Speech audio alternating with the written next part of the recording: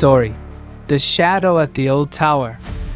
Hey folks, it's Tom Carter with another creepy tale that'll give you chills. Last summer, I headed out to the middle of nowhere in Nevada. My uncle's got a little plot of land out there with a trailer he uses for kicking back. Right nearby, there's this old, rusted out water tower, crooked, ancient, probably 100 years old at least. The locals call it Iron Granny and steer clear, but I figured I'd poke around while my uncle messed with the generator. It was a scorching day, sun beating down, and I walked over to the tower with a bottle of water in hand. Got close, dead quiet, just the wind humming through the empty pipes. Up top, near the tank, I spotted something dark, like a rag, but it moved, sliding down a bit. I squinted, yelled, "Hey, anyone up there?" No answer, just my echo. Figured it might be a bird, so I started climbing the ladder. Curiosity got the better of me. Halfway up, I heard a noise, low, like groaning metal, but it had a rhythm, almost like breathing. Looked around, nothing, just my shadow on the ground. Kept going, and then the wind died, but the groaning got louder, coming right from the tank. I peeked over the edge, pitch black inside, stinking of rust, but something white gleamed at the bottom. Shined my phone light down there, a skull, old, human, and next to it a dusty, beat-up hat. My heart started pounding. I bolted down the ladder, nearly twisted my ankle jumping off the last few rungs, and hauled ass back to the trailer. Glanced back, the figure was gone, but the groaning lingered, quieter now, like a whisper. Uncle saw me all rattled and asked what was up. I spilled everything, and he got this grim look, saying, "Stay away from that thing." Told me back in the 60s, they found a body up there, some drifter who climbed in and died of thirst. But no one could figure out how he got inside with the hatch sealed shut. Ever since, people see him, especially in the heat, and hear his call. Uncle admitted he'd glimpsed a shadow a couple times himself, but chalked it up to his eyes playing tricks. That night, I woke up to a sound, like something scratching at the trailer. Peeked out the window, dark as hell, just the tower looming in the distance. Then the moonlight caught it, that same figure, standing by the ladder, staring my way. I yanked the curtains shut, heart in my throat, and didn't sleep a wink till dawn. Morning came, and under the door was a rusty nail, long, bent, not there the night before. Uncle said it was his mark, and told me to get out of there. I packed up and peeled out, but in the rearview mirror, as I hit the road, I swear I saw that shadow, like it was walking after the car. Stopped at a gas station in the nearest town, and asked the old guy behind the counter if he knew about the tower. He nodded and said, "Iron Granny keeps whoever climbs her. Don't go back." I'm not planning to, but that groan's still rattling around in my head, and that nail's sitting in a drawer. I can't bring myself to toss it. Story: The Lantern Man of Hollow Creek.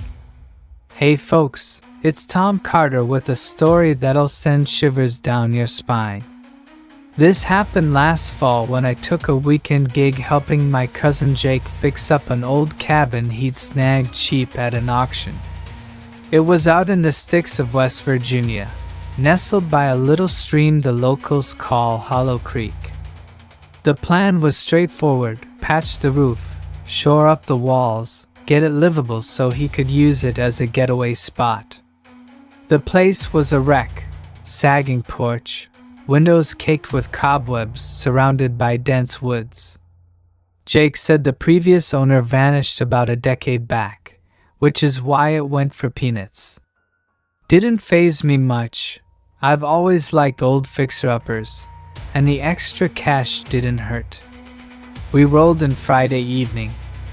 The sun had already dipped below the trees, and the forest was dark as pitch, with just the faint gurgle of the creek breaking the silence.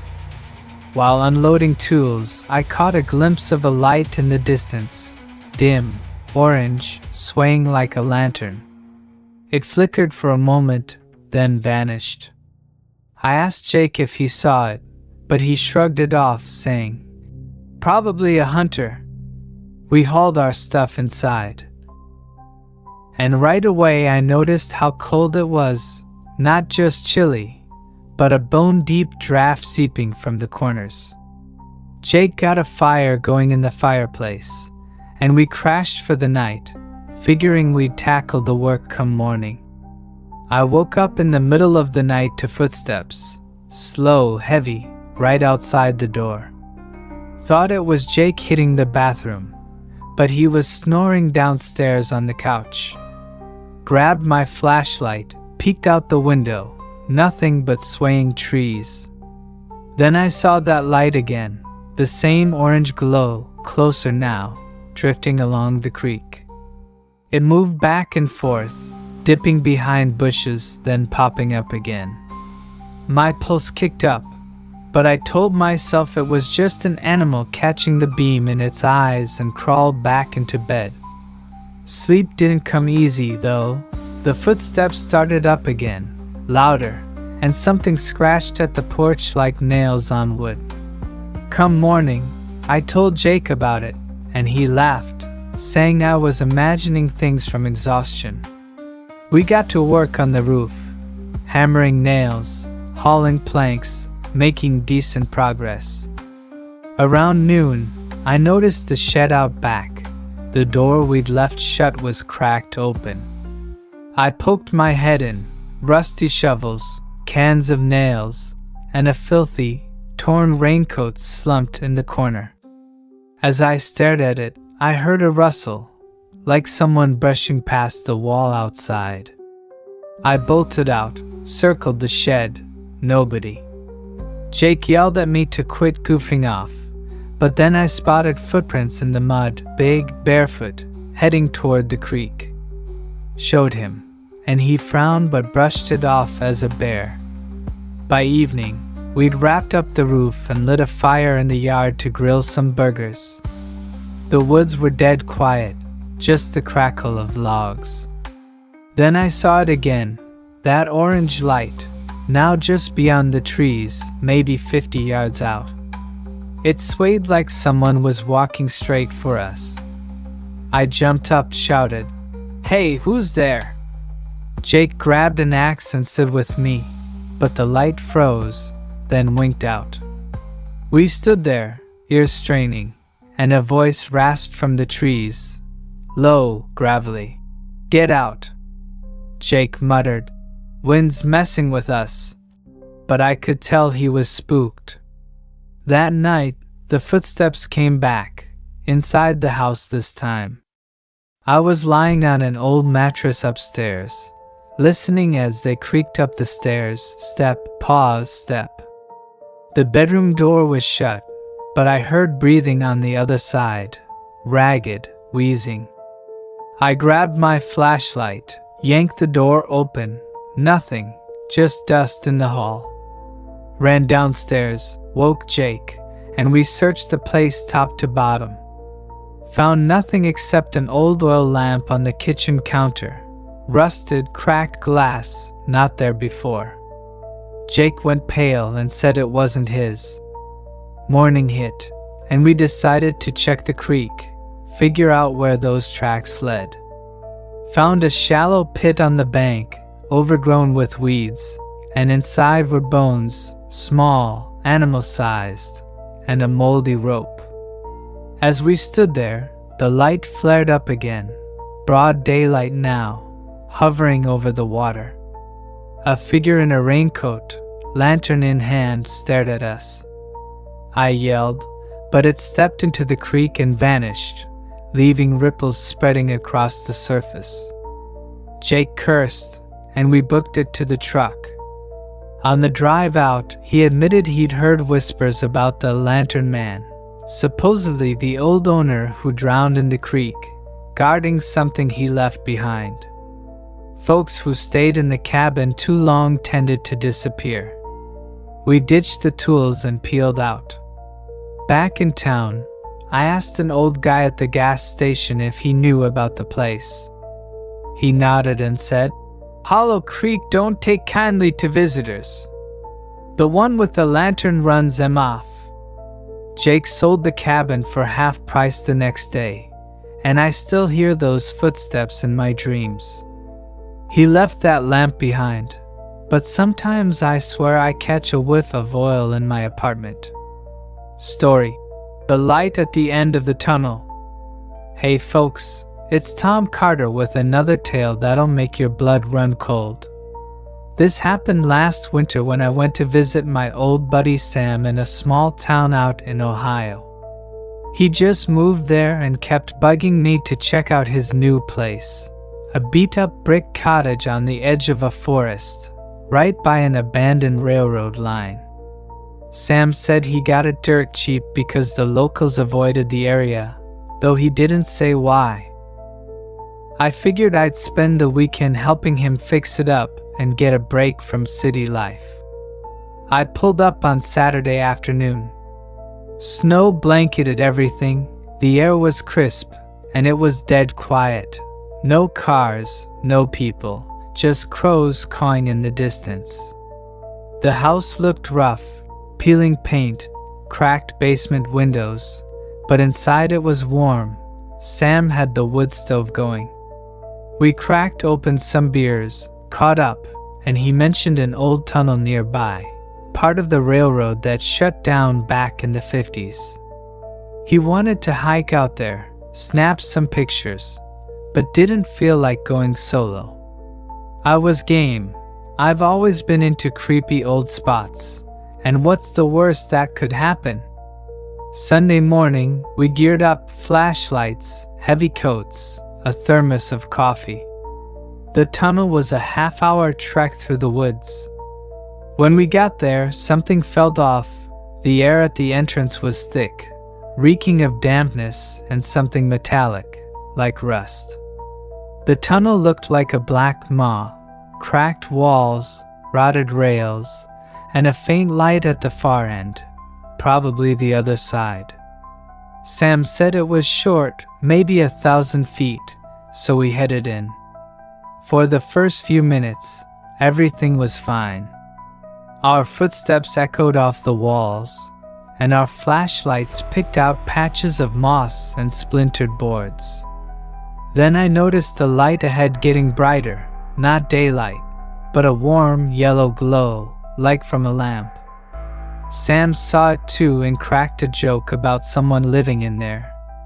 We kept going, and suddenly the echo of our steps mixed with another sound, soft, rhythmic, like a hammer tapping stone.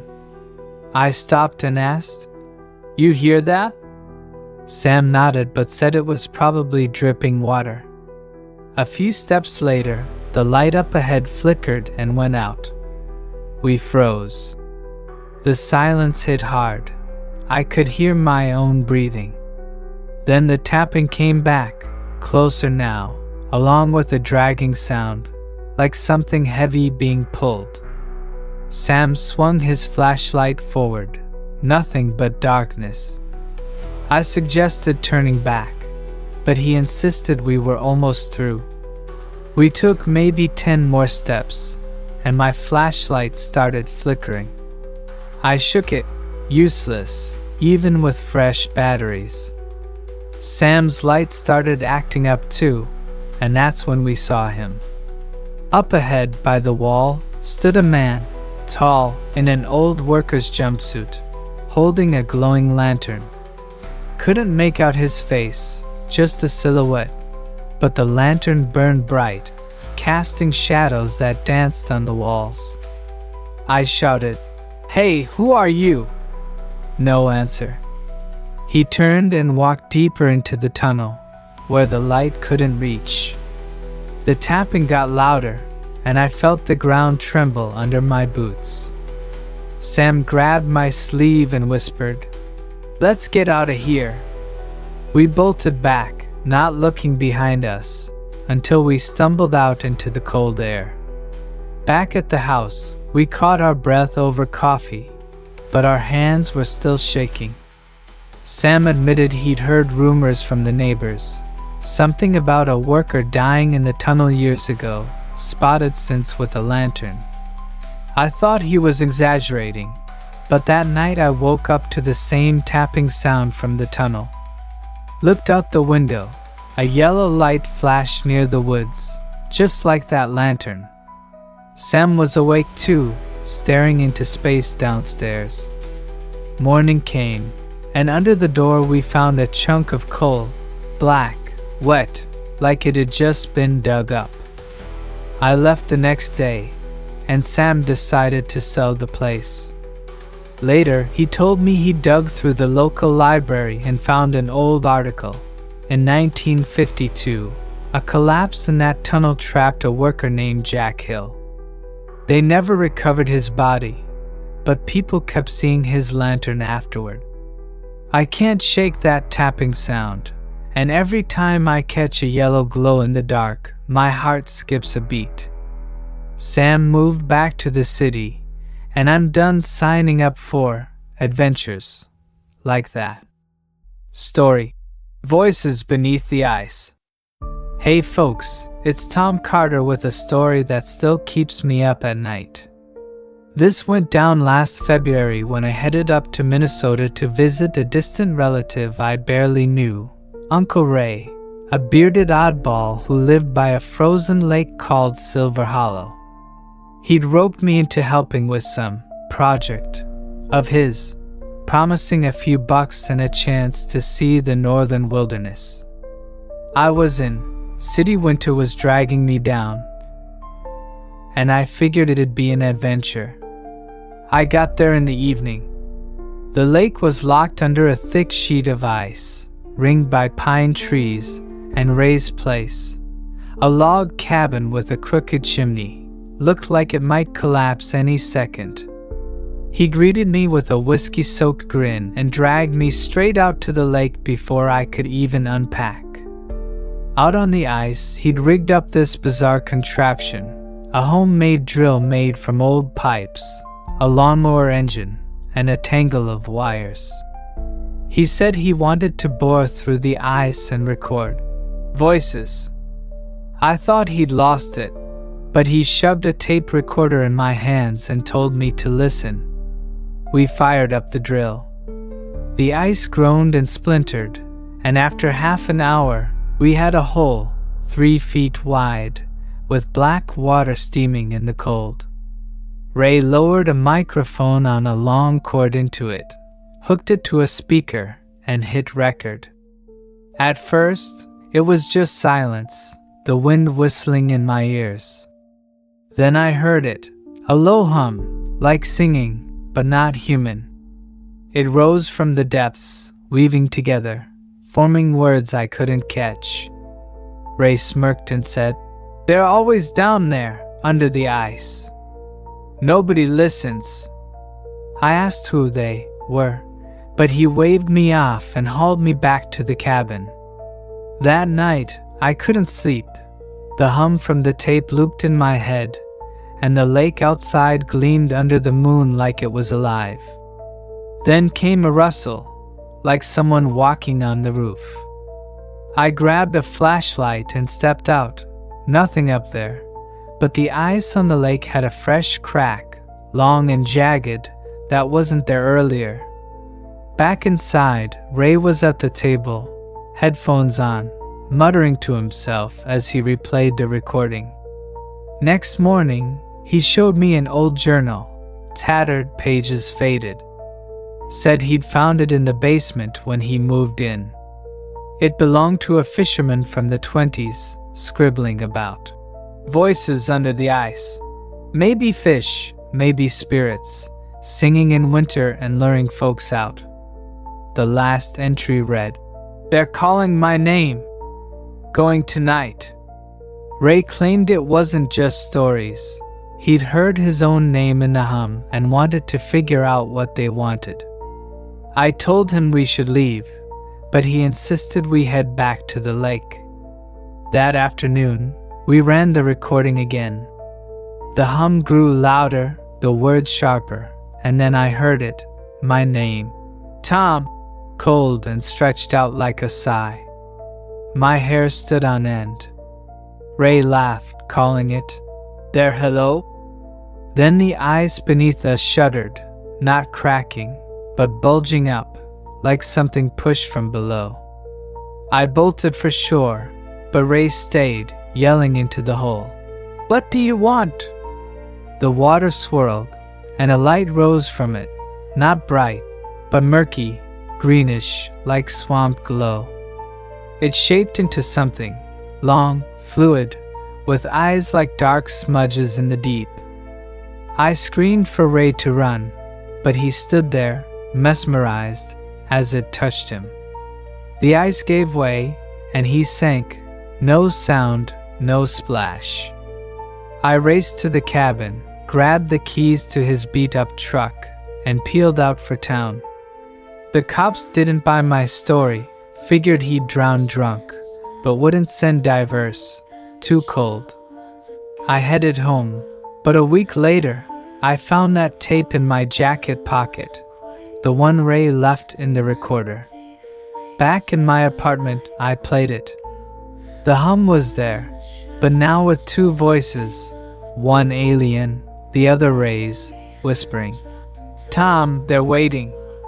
I can't go near a frozen lake anymore, and when the wind howls in winter, I swear it carries that hum.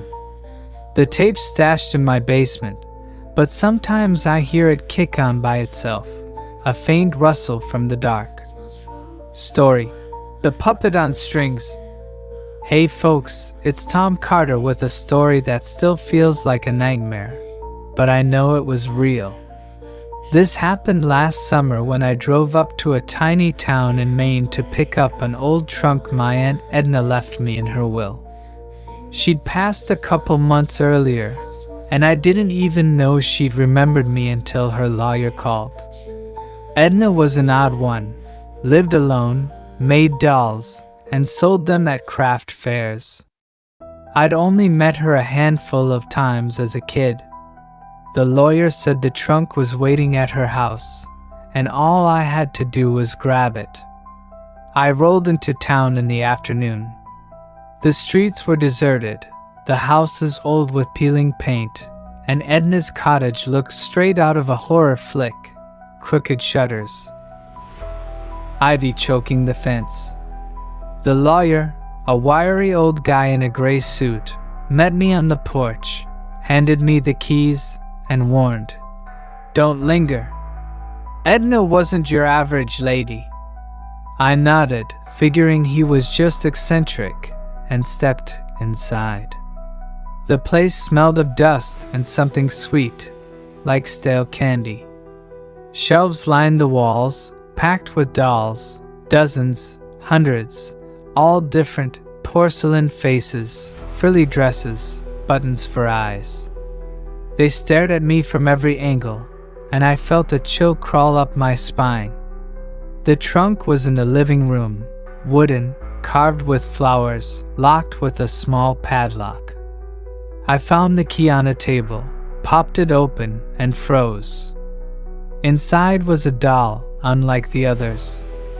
It was child-sized, in a gray dress, with long threads for hair, and its face, smooth, blank, no eyes, nose, or mouth, just a white oval. Next to it was a folded note. "For Tom. Take care of her." I didn't know what to make of it. The doll creeped me out, but it was part of the inheritance, so I decided to take it with the trunk. As I carried them to the car, I noticed one of the threads on its head twitch, like a breeze caught it, though the air was still. I tossed everything in the trunk and drove back to Boston, trying to shake it off. At home, I stashed the trunk in the basement and left the doll on the kitchen table, unsure what to do with it. That night, I woke to a sound, soft, like fabric dragging across the floor. Flipped on the light, nothing, but the basement door was ajar, even though I'd shut it tight. Chalked it up to a draft, and went back to bed. Morning came, and the doll was standing by my bedside, staring down with that blank face. I nearly yelled. I knew I'd left it downstairs. My heart pounded, but I convinced myself I'd spaced out, so I locked it back in the trunk. The next day, weird stuff started. My jacket vanished.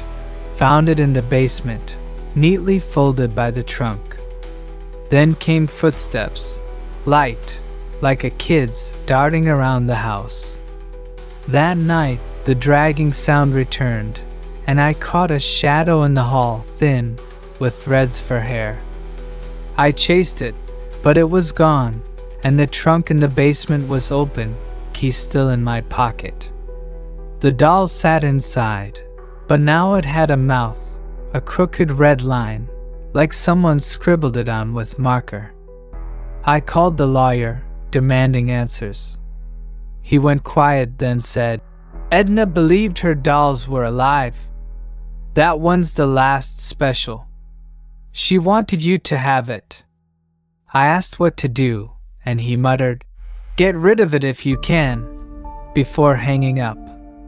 That night, the footsteps got louder, and a voice whispered, high-pitched, eerie, "Tom, play with me." The basement door slammed shut on its own, and the lights flickered. Next morning, I grabbed the trunk, threw it in the car, and sped to an old bridge outside town. Planned to burn the doll, but when I opened the trunk, it was staring at me, now with eyes black as coal scratched onto that blank face. The threads on its head writhed, reaching for me like they were alive. I hurled the trunk into the river, watched it sink, and peeled out. Thought it was over. A week later, I found a thread on my doorstep, long gray, like her hair. That night, the dragging started again, under my bed this time. I looked. There was the note from the trunk. "For Tom. Take care of her. I don't sleep in that room anymore, but the footsteps haven't stopped, and sometimes I catch a shadow with thread-like hair in the mirror. I don't know what she wants, but I feel her still here."